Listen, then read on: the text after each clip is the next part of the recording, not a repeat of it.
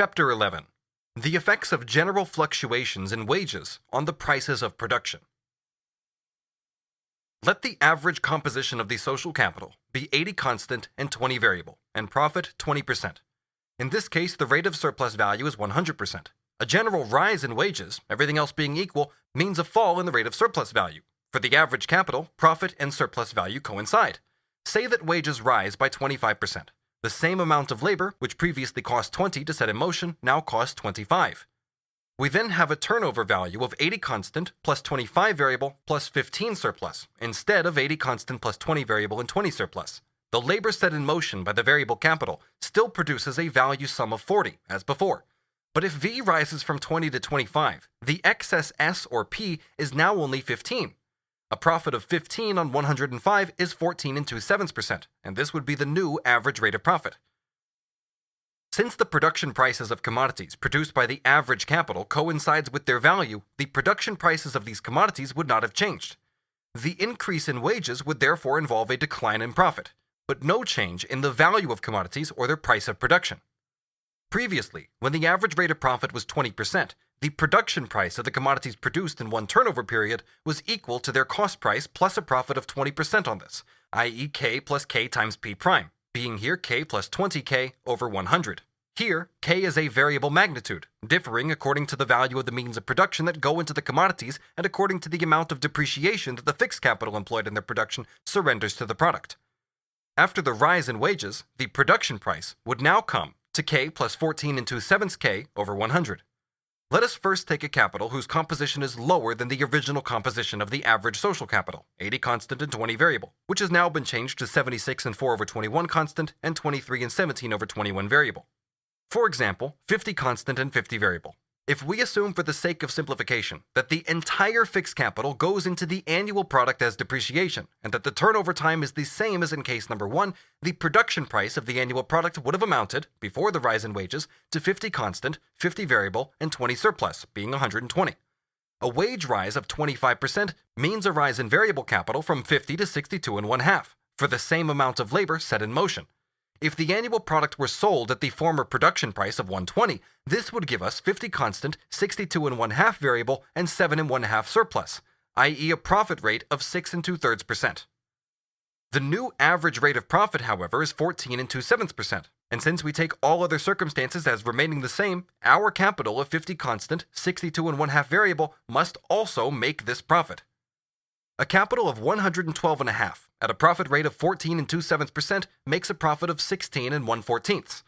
The production price of the commodities it produces is therefore now 50 constant, 62 1/2 variable, plus 16 1/14 surplus, being 128 8/14. As a result of the wage rise of 25%, the price of production of the same quantity of the same commodity has risen from 120 to 128 8 over 14, or by more than 7%. Let us now take a sphere of production with a higher composition than the average capital, for example 92 constant and 8 variable. The original average profit here is also 20, and if we again assume that the entire fixed capital goes into the annual product and that the turnover time is the same as in the first two cases, the production price of the commodities is also 120. As a result of the 25% wage rise, the variable capital grows from 8 to 10 for the same amount of labor, and the cost price of the commodities therefore grows from 100 to 102, while the average profit rate of 20% falls to 14 2/7%. But 100 is to 14 2/7 as 102 is to 14 4/7. The profit that now accrues to 102 is therefore 14 4/7, and the total product is therefore sold at K plus K times P prime, being 102 plus 14 4/7 being 116 4/7. The production price has thus fallen from 120 to 116 4/7, or by 3 3/7. The result of the wage rise of 25% is thus as follows. 1. For a capital of an average social composition, the commodity's price of production remains unchanged. 2. For a capital of lower composition, the production price rises, though not in the same ratio as the profit has fallen. And 3. For capital of a higher composition, the production price falls, though again, not in the same ratio as the profit. Since the production price of commodities produced by the average capital has remained the same, namely equal to the value of this product, the sum of production prices for the products of all capitals has also remained the same, namely equal to the sum of values produced by the total capital. The rises on the one hand and the falls on the other balance out at the level of the socially average capital, taking this over the entire capital of the society. If the production prices for commodities in example number 2 rises, while it falls in example number 3, this opposite effect, which is produced by the fall in the rate of surplus value or the general rise in wages, already shows how there can be no corresponding compensation in prices for the rise in wages, since in example number 3, the fall in the price of production can in no way compensate the capitalists for the fall in their profit, while in example number 2, the rise in price still does not prevent a fall in profit. In each case, rather both where the price rises and where it falls, profit is the same as for the average capital, whose prices remain unaffected. It is the same for both 2 and 3, a fall in the average profit of 5 5/7%, or somewhat over 25% of the original rate. It follows from this that if the price did not rise in example number 2 and fall in example number 3, 2 would be sold at less than the new, lower average profit, and 3 at more than this. It is immediately clear that according to whether 50, 25, or 10 out of every 100 units of capital are laid out on labor, a rise in wages will necessarily have very different effects on a capitalist who lays out a tenth of his capital in wages, one who lays out a quarter, and one who lays out a half. The rise in the price of production on the one hand, and its fall on the other, according to whether the capital involved has a lower or higher composition than the social average, is accomplished only by the process of equalization at the new, lower average rate of profit. How then would the prices of production of commodities produced by capitals that diverge in contrary directions from the social average composition be affected by a general fall in wages, with a corresponding general rise in the rate of profit, and hence in average profits? We have simply to turn the above example around to obtain the result, a result which Ricardo does not investigate. 1.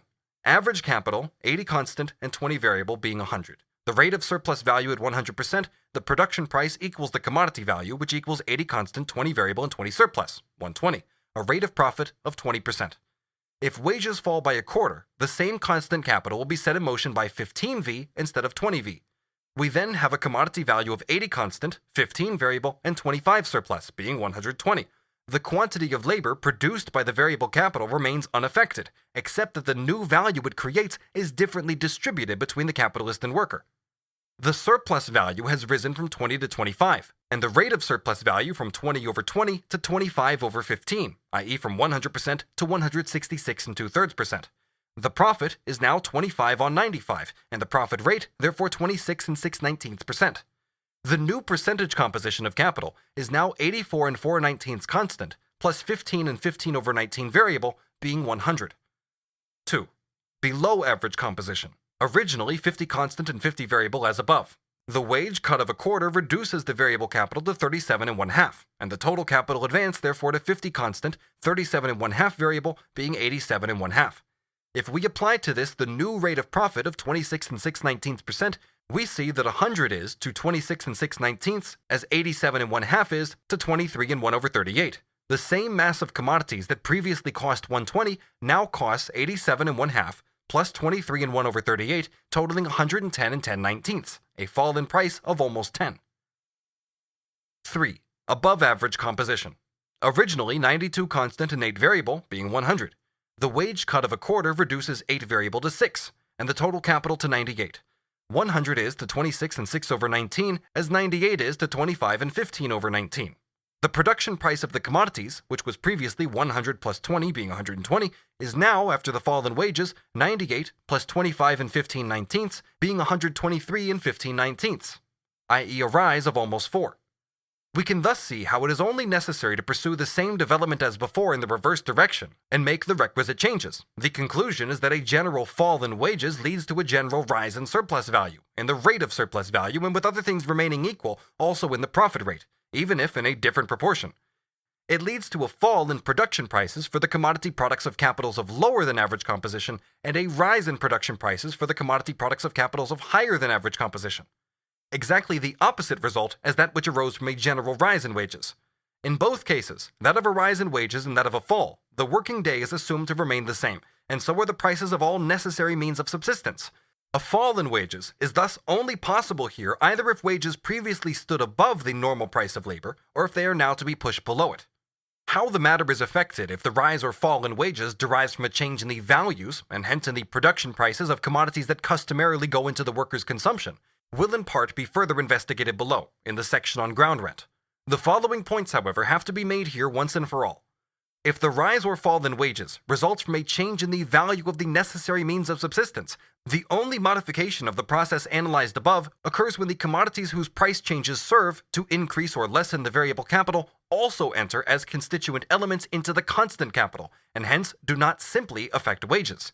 But insofar as they do only affect wages, the above argument contains all that has to be said.